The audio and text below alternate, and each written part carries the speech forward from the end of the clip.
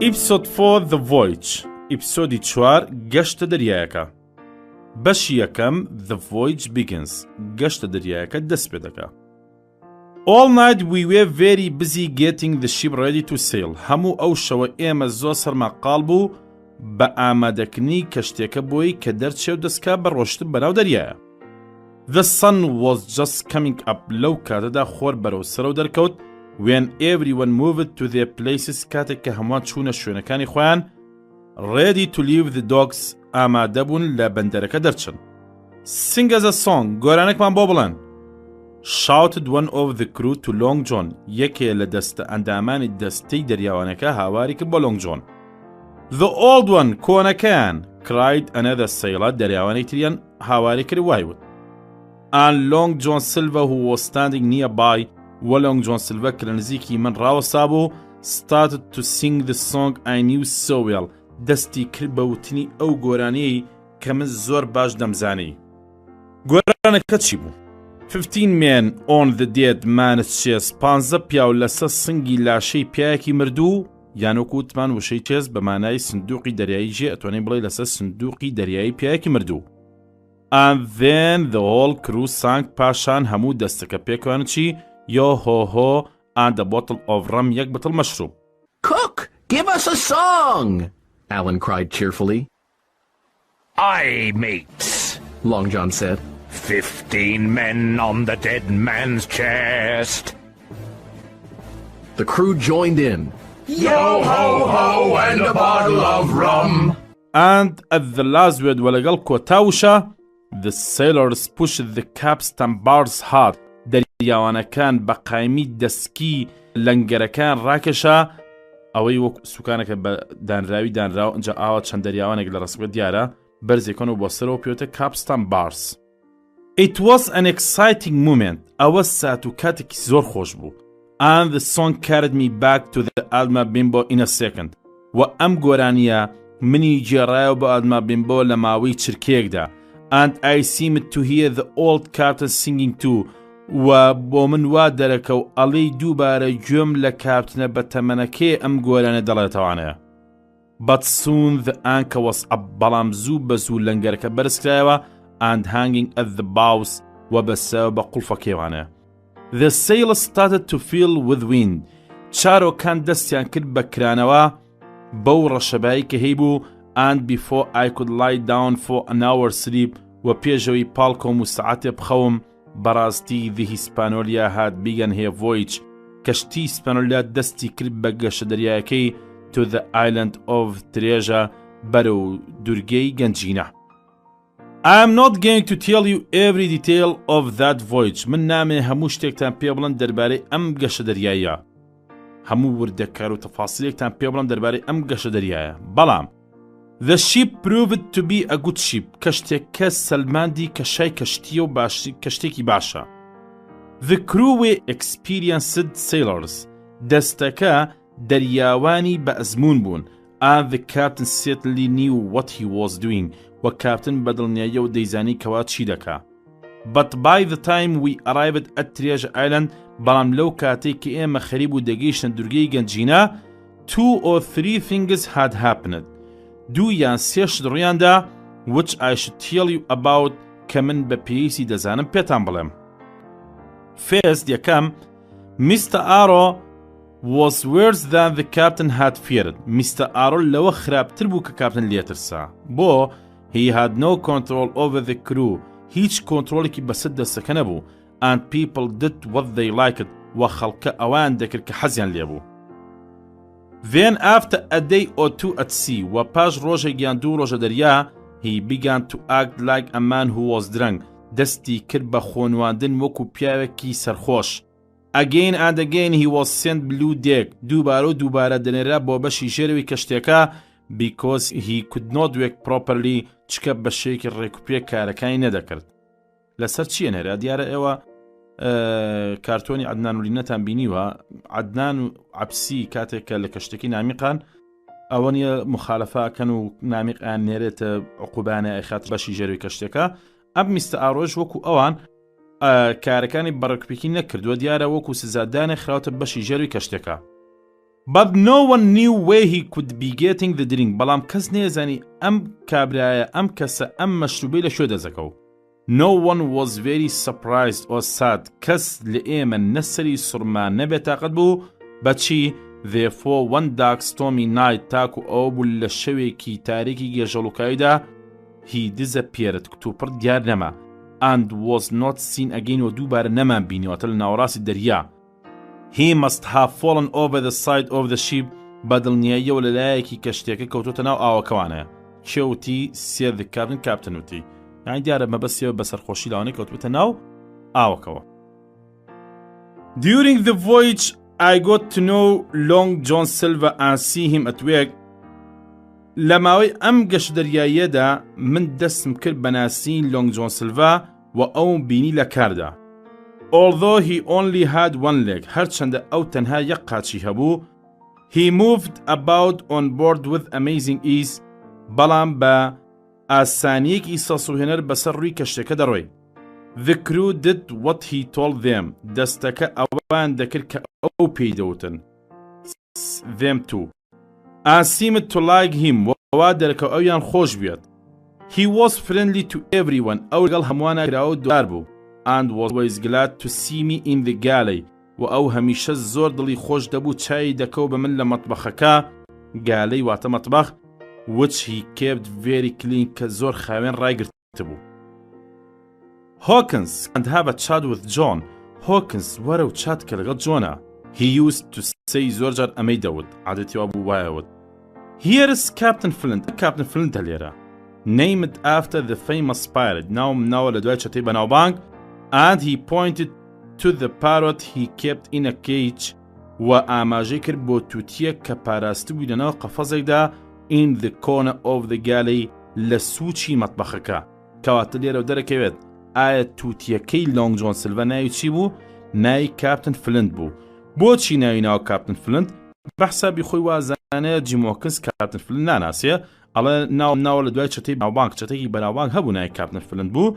منیش دەخۆشی ئەم تووتیم ناو کاپتن فلنت. ئەڵێ and the parrot used to say و ئەم تووتیە زۆر جار عادەتی وا بوو ئەوەی دەوتەوە again and again دووبارە ئەیوت چی؟ Piece of eight until John threw a cloth over the cage تاکو ئەوەی کەوا لۆنگ جۆن سیلڤا خماشێکی دەدا بەسەر قەفەزەکەیدا ئەنجا بێدەنگە بوو. Piece of eight کەمێکتر ڕوونیەکەین و بزانین چییە؟ The parrot screeched. Pieces of eight! Pieces of eight! It's been everywhere that old parrot.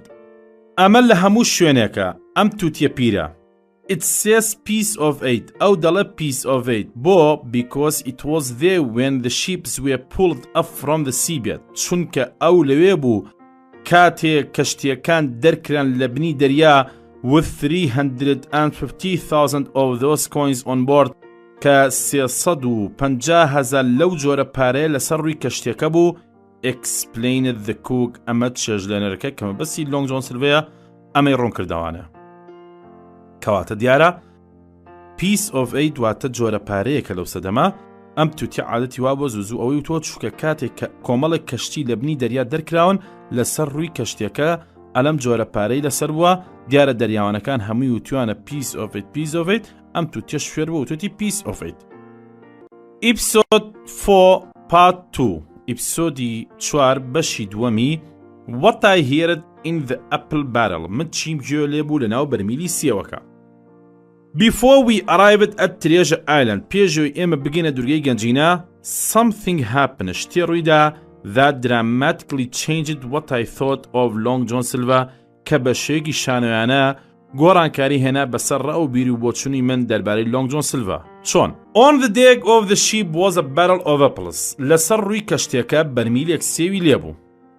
One evening ئێوارەیەک when I had finished work کاتێک کە من لە کار تەواو بووم I went up on deck to get an apple. چوومە سەر ڕووی کەشتێکە بۆی سێوێ بێنم و بیخۆم. I climbed into the barrel and found that there were hardly any apples left. سەرکەوتم بەسەر بەرمیلەکە و بینیم کەوا سێو لە بنەکەیەتی. But sitting down there in the dark بەڵام چوومە ناو بەرمیلەکە و لەو تاریکایە دانیشتم with the gentle movement of the ship بەو جوڵە کەمەی کە کەشتەکە هەیبوو I must have fallen asleep كوتما قولاي خوم ليكو. Suddenly I woke up as someone sat down heavily against the barrel. تو پر خبرم بو كاتك كسيك بقرسي وقايمي خوي كشاب برميلكدا دیارە دانیشتۆ خۆی کە شاو بەرمیلەکە. Then the man began to speak. پاشان پیاوەکە دەستی کرد بە قسەکردن. It was Silver's voice. ئەوە دەنگی سیلڤەر بوو. Frightened, ترسام. I sat and listened. دانیشتم و گوێم کرد. There was scarcely an apple left, so I climbed into the barrel to reach the last ones. Sitting down at the bottom, eating in the dark with the ship rocking gently, I was on the verge of falling asleep. Suddenly, a heavy man sat down close by, and the barrel shook as he leaned his shoulders against it. I was about to jump up when I heard Long John's voice, but after listening a while, I wouldn't have shown myself for the entire world. I stayed there, trembling and listening, fearful and curious. No, Flint was the captain, not I. وتم نولا Flint captain بو نجمن. سيد سلفرتي. I looked after the supplies. متشاوديرو كلو بلوشت مكان مكان. دیارەکاتی لۆنگ جۆن سیلڤا لای فلنت کاری کردووە سەر دەرەکەوێت لێرە بەدواوانەیە کە بەڵێ لۆنگ جۆن سیلڤا لە جەماعەتی فلنت بووە، بەڵام کاتێ لای ئەو کاری کردووە ئیش و ئەرک و بەرپرساتەکەی چی وە؟ ئەوە بووە کەوا look after the supplies چاودێری کەلوپەلوشت مەکانی کردووە. I lost my leg at the same time that Pew lost his eyes. من قاچێکم لە دەستدا لە هەمان ئەو کاتەی کەوا پیوی شاوەکان لە دەستدا. But later on, بەڵام دواتر I saw Flint's ship so heavy with gold. بینیم کەشتەکەی فلنت زۆر قورس بوو بە ئاڵتون. I thought that it would sink. پێم وابوو کەوا نوقمە بێت. Said another voice. دەنگەکەی ترتی the voice of Dick. ئەمە دەنگی دیک بوو. دیک چێە؟ The youngest man on board. گەنجترین پیاوی سەرڕووی کەشتەکە بووە. Flint was captain and I was quartermaster. Took care of all the ship's food and equipment, I did. I lost my leg in the same attack that cost old Pew his eyesight, and the surgeon who amputated my leg was hung with the rest for piracy.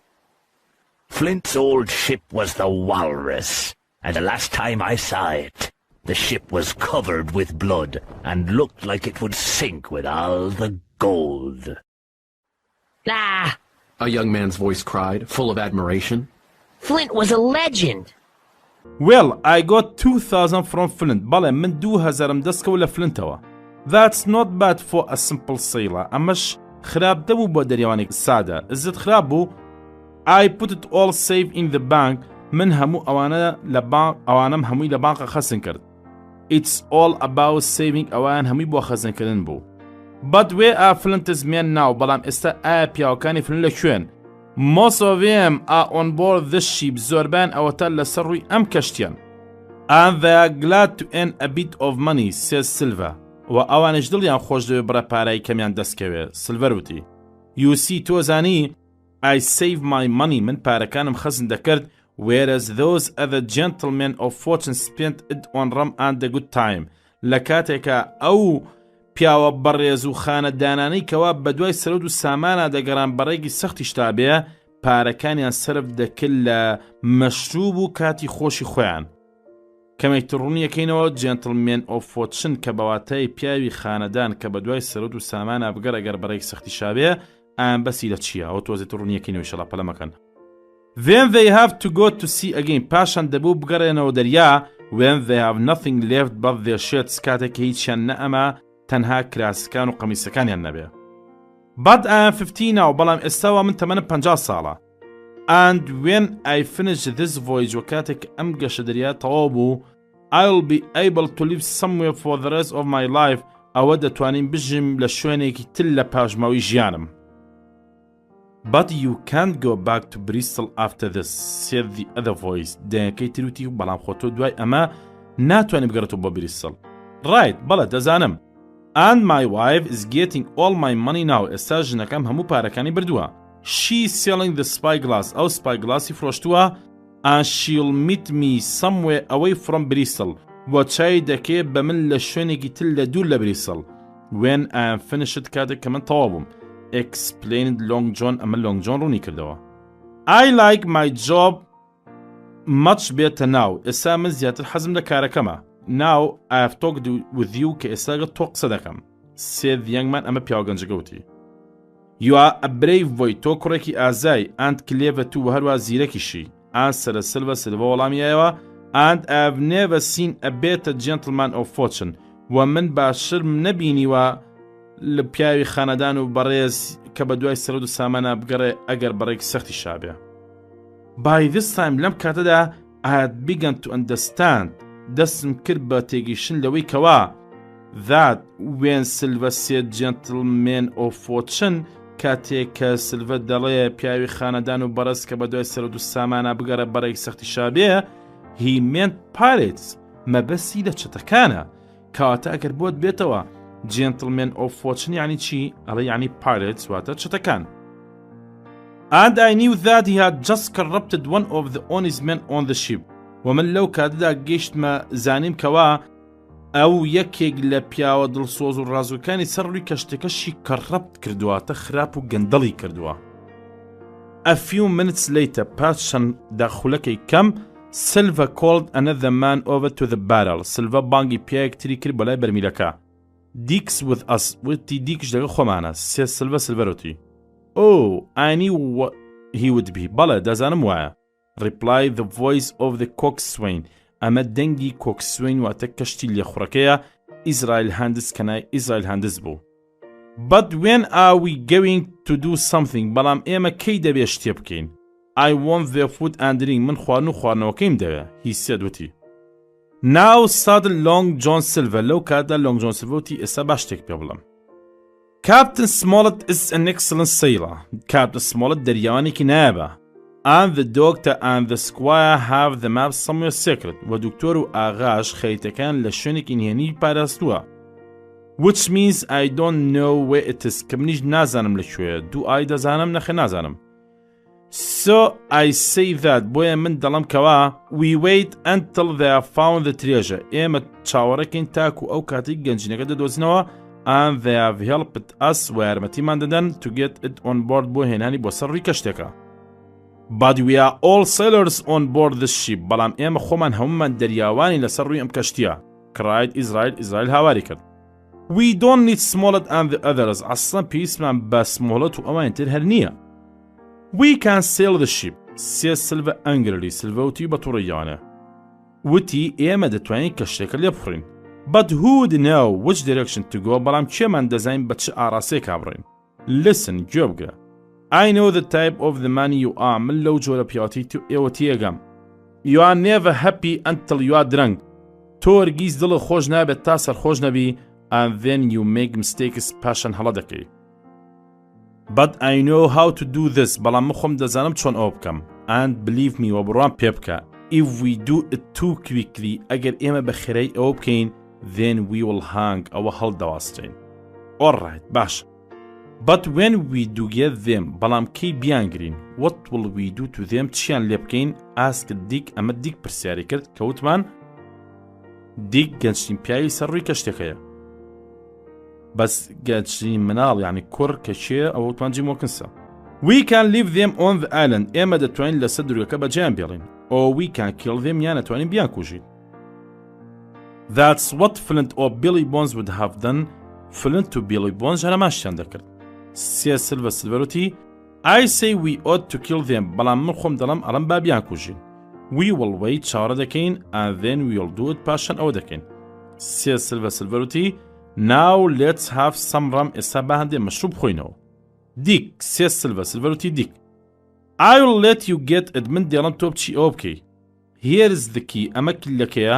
Fill up a cup and bring it up. کوپێ پڕکە و بێنە سەروانە.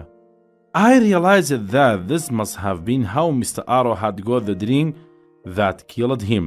گەیشتم ئەو دەرەنجەمی کەوا بە دڵنیاییەوە میستە ئاڕۆژ بە هەمان شێوە مەشروبی دەست دەکەوت کە دواتر کوشتێتی. کەواتە احتیمالی هەیە کوشتنی میستە ئاڕۆ پیاوە ڕەنگ ڕەشە براونەکە بەڵەن قاوەیەکەوەی کەوتمان لە ڕەشیا قاوەی بووە کوشتنەکەی دەستی لۆنگ جۆن سلڤەی تیابێ. While Dick was gone کاتێک کە دیک ڕۆی I heard Israel speaking quietly to Silver. گوێم لێ بوو ئیسرائیل قسەی دەکرد بەهێمنی لەگەڵ لۆنگ جۆن سیلڤا.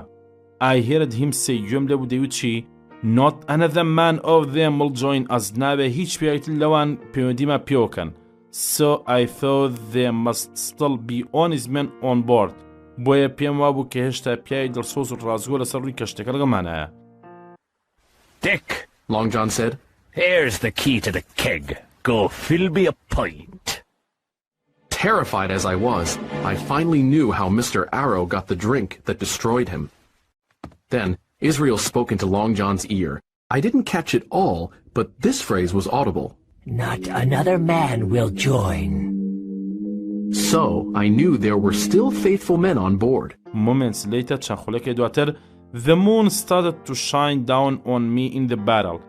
مانگ دەستی کرد بە درەوشانەوە و کەوتە سەر من بۆ ناو بەرمیلەکە and almost at the same time ڕێک لە هەمان ئەو کاتەدا a voice shouted land ho کەسێک هاواری کروتی وشکانی دەرکەوت. Land ho! Episode 4 Part 3 ئیپسۆدی 4 بەشی سێم I share the bad news. من هەواڵە خراپەکەم بڵاو کردەوە. Men came running onto the deck. پیاوەکان ڕایان کرد بۆ سەر ڕووی کەشتێکە and I jumped quickly out of the barrel. منیش بازێکم هەڵدا بە خێرای بۆ دەرەوەی بەرمیلەکە without being seen بەبێ ئەوی ببینرێم and joined the men at the bow وەلای قوڵفەکەوانە قوڵفی لەنگەرەکەەوە پەیوەندی پێوەکردن. I jumped out of the barrel and dived behind the foresail when I heard feet pound across the deck. Then I joined Hunter and Dr. Livesey in the rush to see the land that had been sighted. To the southwest were the three hills of Treasure Island. لەلای باشوور ڕۆژاوا سێ گردی دورگەی گەنجینەی لێبوو. I heard Silva گوێم لێبوو Silva tell Captain Smollett بە Captain Smollett وت that he had stopped in a bay here years before to get supplies and water. وتی ڕاوەستانێکمان کردووە لەم دورگێ چەند ساڵێک پێشەسا بۆچی بۆ دەستکەوتنی ئاو کەلوپەلی خواردن و کەلوپەل و ئەو شتانە. Men, Captain Smollett said. Has anyone ever seen that island before? I have, sir. Long John said. I was there once with a merchant ship. کەواتی ئێستا لۆنگ جۆن سیلڤە بە کاپتن سمۆڵەت ئەڵێ ئێمە چەند ساڵێک پێشەستا لە نزیکی ئەم نۆکەندایان ئەم مەنتیقەیە ڕاوەستانێکمان کردووە. ئەم قسەیە بۆ کاپتنەکان گرینگە چونکە ئەم کاپتن سمۆڵەتە یەکەم جارێتی بچێتە ئەم دورگەیە بۆیە ئەوێ چی بکە بزانە نزیکترین شوێن کوێیە لە وشکانیەوە لەوێ لەنگەر بگرێ چونکە ئێوێ بەندەر نییە دورگەیەکی دوورە دەستە. ئەگەر ئەو کەشتیە ڕاستە ڕازێکسە بەرە وشکانی بڕوە لەوانەیە قەراقی دەریاکە لە وشکانەکەیە بەردەڵام بێ یان بۆ نمونە بنی دەریاکە بە لە بنی کەشتێکە بیقوپێنیان بیشکێنێ. بۆیە کاپتن سمۆڵەت دەڵێت چی Look at this map. سێت کاپتن سمۆڵەت کاپتن سمۆڵەتی وەرە سەیری ئەم خەریتەیەکە and show me the place و ئەو شوێنە پیشان بە کە ئێوە لێتان لایاوە و لە شوێن لە تەواتی ڕاوەستاون. Long John's eyes burned in his head as he took the map. چاوەکانی لۆنگ جۆن سیلڤە سوور هەڵگەڕا لە سەریەوە کاتێک کە کاپتن سمۆڵەت خەریتەکەی دەرکرد. However, the map was not the map we had found in Billy Bones' chest. هەرچەندە خەریتەکە ئەو خەریتەیە نەبوو کە لە سندوقە دەریایەکەی بیلی بۆنز دۆزیبمانەوانەیە ئەی چی بوو؟ It was a new copy. کۆپیەکی نوێی بوو. Complete in every detail. هەموو وردەکارێکتیا بوو apart from the red crosses and the written notes. جگەل لە سێزەر بە سوورەکە و نووساوەکەی تەنیشتیان. Silva must have been disappointed. Silva لەو کاتە ئیتر بێهیوا دەرکەوت. But he managed to hide it well. بەڵام خۆی وا دەرخست بە حساب هیچ نەقەوماوە و زۆر باشی شاردیوانە. I have a chart here. Captain Smollett said. See if that's the place. Long John's eyes gleamed eagerly as he took the chart, but it wasn't the map we found in Billy Bones' chest. It was a copy that was complete, except for the red crosses and the written notes, the information that would lead anyone to the treasure. Long John hid his disappointment and annoyance. Yes, sir. A few moments later, پاشان خولەکەی کەم when I was close enough to Dr. Livesey کاتێک کە تەواو نزیکم لە دۆکتەر لیڤیسەی I quietly told him that I urgently needed to speak to him. بەهێمنیەکەوە پێم وت کەوا زۆر بەپەلە پێویستە قسە لەگەڵ ئەو the squire ئاغا and the captain in the cabin و کاپتن لە کابینەکە بکەماتە لەگەڵ سەنە قسە بکە. I explained everything I had here. چیم گوێ لێ بوو هەمووی بۆ ڕوونکردنەوەنە. All three of them thanked me for my luck and for being brave. هەر سێکیان سوپاسی منیان کرد بۆ ئەو بەختە و بۆ ئەو ئازاتی کە نوانومە. Captain, said the squire. ئاغاوتی کاپتن. You were right. تۆ ڕاستت کرد. And I was wrong. ومن هەڵە بووم. He now realized the terrible mistakes he had made. لەو کاتەدا ئەو کەیشتە ئەو دەرەنجامی کەوا چه هەڵەیەکی کردووە. I am stupid. من گەمژە بووم. He went on بەرداوام بۆ لە سەرقسەکانی تەوانە ما هەمووی ئاغا ئەڵێ. Doctor, please do as I say. Get the captain and squire down to the cabin and then send for me. I have terrible news.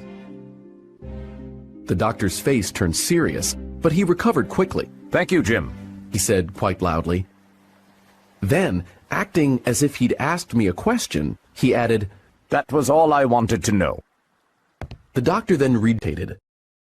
Now, Hawkins, Trelawney said. Speak up. I told them what I'd heard, and nobody interrupted. Captain, Trelawney said, finally. You were right, and I was wrong. I'll admit it. And I put myself under your orders ومن ئێستا خۆم دەخەمە ژێر فەرمانی تۆ. واتە لێرە بەدواوانەیە کەسی یەکەمی کەشتیەکە ئاغا نییە بەڵکو شێک کاتن سمۆڵەتە و هەموو دەسەڵاتەکان دەدرێت بە کاتن سمۆڵەت.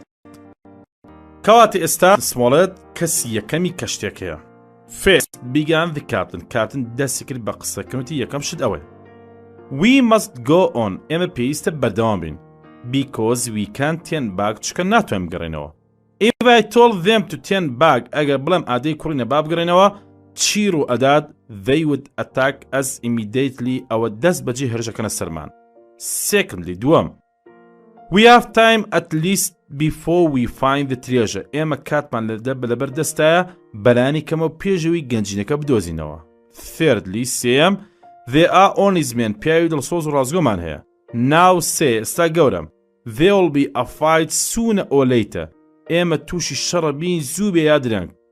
And so I think we should attack them when they least expect it. من پێم وایە باشوایە ئێمە هێرشکەینە سەریان بەرانی کەم و پێشەوەی ئەوان پێشبینیکەن. Can we be sure that the men you brought with you from home are honest, Mr. Trelawney? ئایا ئاغا ئەو پیاوانەی کە تۆ خۆل لە ماڵەکەی خۆتۆ لەگەڵ خۆت هێناوتن پیاوی دڵسۆز و ڕازوی خۆمانن؟ Yes, as honest as myself, replied the squire. ئاغاوتی بەڵێ هەروەکو خۆم دڵسۆز و ڕازگۆن. So, that's 3 men. کەواتەوە 3 پیاو. said the captain وتی. And we make 7 و ئێستا حوتین. Now which of the other men do you think are honest? ئێستا ئێوە ئایا پێتان وایە چ پیاوێکتر لە پیاوە دڵسۆزەکانی خۆمانن؟ Probably the men that Trelawney found before he met Silva, said the doctor. دوکتۆر وتی لەوانەیە دۆکتەر لیڤیسی وتی ئەو پیاوانەی کە پێشووی لۆنگ جۆن سیلڤە بناسیە لەوانەیە ئەوان لەوانە بن. ئەو کەسانە بڵێن کەسی دڵسۆزی خۆمان بن. واتە سەری کە پشتێکتان بیرخەمەوە کە لە ئیپسۆدی 3 باسمان کرد وتمان ئاغا پێشووی لۆنگ جۆن سیلڤە بناسیە 6 حەو کەسی ناسی. لەگەڵ ناسین لۆنگ جۆن سیلڤە و لۆنگ جۆن سیلڤە کە ئەو دەستەی هێنا دواننی ئیزنا 5 مایەوە ئەو 5یان بزانین ئایا کەسی دڵسۆزن و لەگەڵ جەماعەتی دۆکتەر لیڤیسی و ئاغا و کاپتن و ئەوانیان نا. دۆکتەر لیڤیسی پێی وایە ئەڵێ ئەو 5 لەگەڵ خۆمانان. بەڵام ئاغا چۆن وەڵامێتەوە ئەڵێ but perhaps not. بەڵام لەوانەیە نا. said the squire. ئاغاوتی. Israel Handis was one of mine. Israel Handis یەکێ بوو لەو کەسانی خۆم but he's with Silva. بەڵام ئێستا سەرەکەم لەگەڵ لۆنگ جۆن سیلڤەدایە. کەواتە ئێستا گومان ئاعتیادیە کردە سەر 4 تریش. Well, said Captain Smollett. Captain Smollett باشە. We must keep quiet. ئێمە پێویستە هێمن بین and watch them all و چاودێریان بکەین. We shouldn't do anything until we know our men. ئێمە پێویستە هیچ نەکەین تاکو ئەو کاتەی پیاوەکانمان دەناسین. Jim هیە. Jim لێرەیە. said the doctor. دوکتۆرەتی can help us more than anyone. لە هەمووان زیاتر دەتوانێت یارمەتیمان بدە. The men like him. پیاوەکان ئەویان خۆش دەوێت. And he is good at noticing things و ئەو باشە لە تێبینیکردنی شتەکان. I began to feel very worried. من لەو کاتەدا زۆر هەستم بە بێتاقەتی کرد since I did not feel that I could help very much چکەوا هەسم دەکرد لەوە زیاتر ناتوانم یارمەتی بدەم. In the end لە کۆتاییدا It was because of me that we were saved. ئەوە بەهۆی منەوەیە کە ئێستا پارێزراوین و سەلامەتین. However, at that moment, our situation looked very bad. هەرچەندە لەو کاتەدا حاڵەتەکەمان زۆر خراپ دیار بوو. There were only 7 out of the 26 on board who we knew were honest. تەنها 7 پیاو لەو 26 کە لەسەر ڕووی کەشتێکە بوون دەیناسین کە پیاوی دڵسۆز و ڕازوی خۆمانن. And of these 7 وەلەو 7ش one was only a boy یەکیان تەنها کوڕێکە کە خۆمەن بەسی لە جیمۆکەسە. کەواتە سەیریکەن لەم کاتەیە چەند پیاو لەسەر ڕووی کەشتێکە بۆ چەند کەس 26 کەسی لەسەر بووە. ئەگەر بڵێ کاتێک کە لە بریسلەوە دەرچوون چەند کەس بوون ئەوێ بڵێ 27 چکە میستە ئاڕۆشمان هەبوو بەس میستە ئارۆ دیار لە ڕێگا کەوتوتە ناو دریاکەوە و کوژراوە مردووە نەماوە. لەم 26 تا ئێستا دەرەکەی لەو 26 حوتیان لەگەڵ جەماعەتی دۆکتەلەڤیسەی و ئاغا ئەوانن کە شێوشن دۆکتەلەڤیسەی خۆی ئاغا کاپتن سمۆڵێت جیمۆکنس ئەمە چوار. سێ پیاوەکەی ئاغا کە شێوشن تۆم ڕودث جۆیس هەنتا ئەما کاتە حوت. کەواتە ئێستا ئەم حەوت کەسە بەتەواوەتی دڵنیان لەگەڵ جەماعەتی ئاغا و دۆکتەلەڤیسە و ئەوانن گومانەکە لەسەر نۆزەکەی ترا. لە ئیپسۆدی 5 بەدواوە ئاماژەین بەوانی تریشەڵە.